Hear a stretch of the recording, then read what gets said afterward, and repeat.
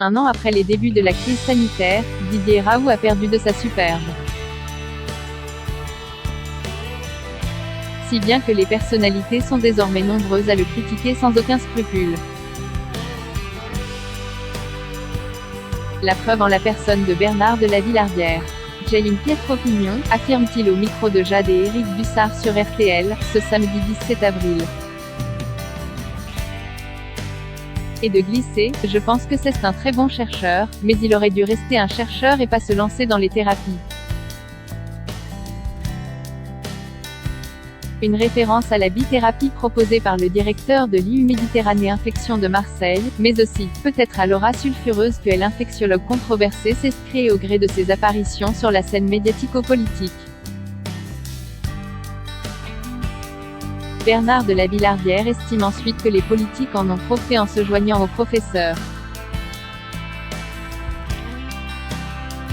Le présentateur de Enquête exclusive rappelle d'ailleurs que le président de la République Emmanuel Macron lui a rendu visite, espérant trouver une solution efficace contre le coronavirus à ses côtés.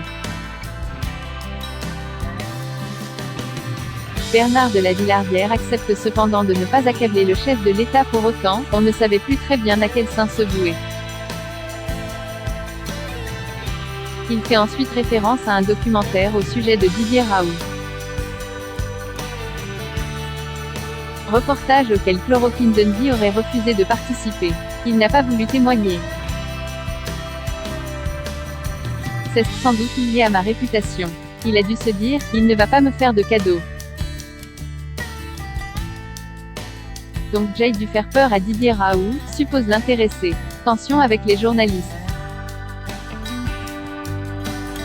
Didier Raoult a pourtant pour habitude de donner du fil à retordre aux journalistes.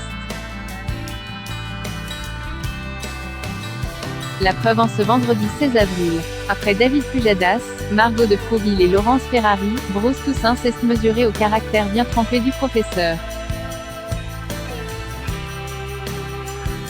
L'infectiologue et le journaliste ont évoqué le Remdesivir, un antiviral développé pour lutter contre Ebola qui a été proposé par le laboratoire Gilead pour traiter le coronavirus avant d'être écarté une bonne fois pour toutes par l'Organisation mondiale de la santé.